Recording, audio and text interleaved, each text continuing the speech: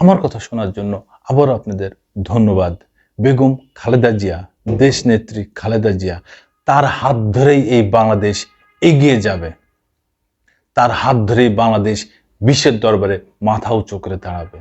হ্যাঁ, আমি সেই খালেদা জিয়ার কথাই বলছি, যিনি 3 বারের সাবেক প্রধানমন্ত্রী, যিনি শহীদ রাষ্ট্রপতি জিয়াউর রহমানের স্ত্রী, মুক্তিযোদ্ধা কমান্ডার শহীদ রাষ্ট্রপতি জিয়া রহমানের স্ত্রী। তার ডাকনাম পুতুল। আপনারা কি জানেন? না বন্ধুরা, আপনারা জানেন না দর্শক বন্ধুরা, তার ডাকনাম পুতুল। সেই খালেদা জিয়াকে নিয়েই প্রথম আলো একটা নিউজ করছে, কি বলছে একটু জানি। খালেদা জিয়া বাংলাদেশের অন্যতম বৃহৎ রাজনৈতিক দল বিএনপির চেয়ারপারসন, পারিবারিক নাম খালেদা খনম, ডাকনাম পুতুল। তার জন্ম 1946 সালের আগস্টের 15 অবিভক্ত ভারতের জলপাইগুড়িতে। তার আদিবাড়ি ফেনীর ফুলগাজী উপজেলায়। বাবার নাম ইস্কান্দার মজুমদার এবং মা বেগম সৈয়দা মজুমদার। 3 বোন ও 2 ভাইয়ের মধ্যে খালেদা জিয়া তৃতীয়। খালেদা জিয়া বাংলাদেশের প্রথম নারী প্রধানমন্ত্রী।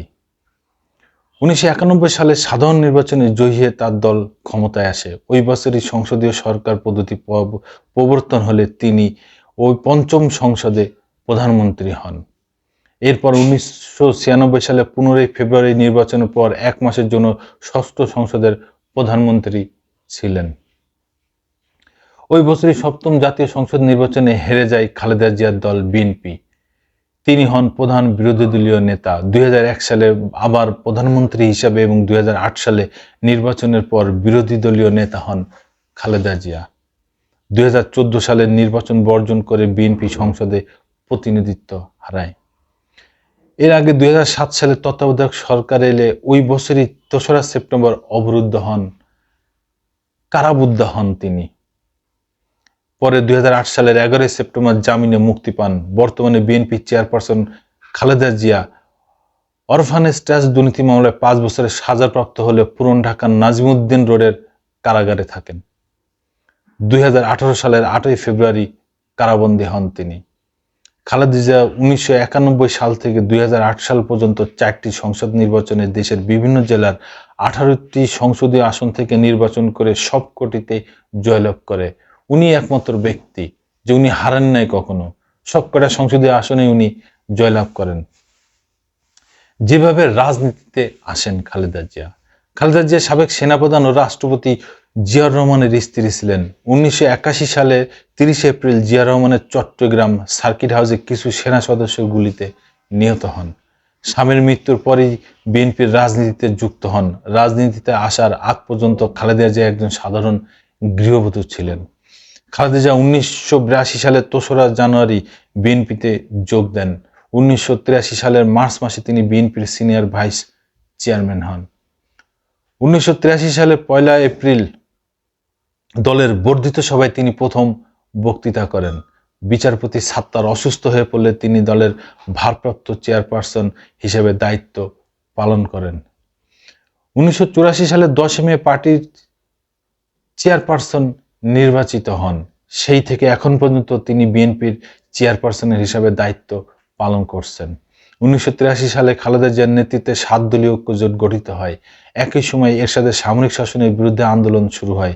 বেগম জিয়া প্রথমে বিএনপিকে নিয়ে 1983 এর সেপ্টেম্বর থেকে 7 দলীয় ঐক্যজোটের মাধ্যমে এরশাদ বিরোধী আন্দোলন শুরু করেন। খালেদা জিয়ার 2 ছেলে, বড় ছেলে তারেক রহমান বিএনপির জ্যেষ্ঠ ভাইস চেয়ারম্যান। বর্তমান খালেদা জিয়া জেলে থাকায় তারেক রহমান দলের ভারপ্রাপ্ত চেয়ারম্যানের দায়িত্ব পালন করছেন। তার ছোট ছেলে আরাফাত রহমান কোকো 2015 সালের 24 জানুয়ারি মালয়েশিয়াতে মারা যান। এই হচ্ছে খালেদা জিয়ার জীবন বৃত্তান্ত। বাংলাদেশের আপসহীন নেত্রী বেগম খালেদা জিয়া এই দেশকে এগিয়ে নিয়ে যাওয়ার জন্যে তার জীবনকে তিনি উৎসর্গ করে দিয়েছেন। দীর্ঘ 6 বছর শেখ হাসিনার আমলে তিনি কারাবরণ রয়েছেন।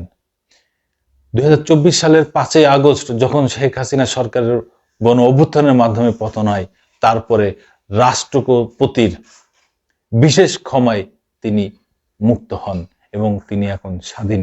এবং সশস্ত্র বাহিনী দিবসে তাকে আমন্ত্রণ জানায় এবং সেই অনুষ্ঠানে তিনি মধ্যমণি হয়েছিলেন এবং সেই অনুষ্ঠানের প্রধান অতিথি অন্তর্বর্তী সরকারের প্রধান উপদেষ্টা ডক্টর মোহাম্মদ ইউনূস বলেন যে খালেদা জিয়া এখানে উপস্থিত, সাবেক 3 বারের প্রধানমন্ত্রী, তাকে পেয়ে আমরা আনন্দিত, তাকে পেয়ে আমরা গর্বিত।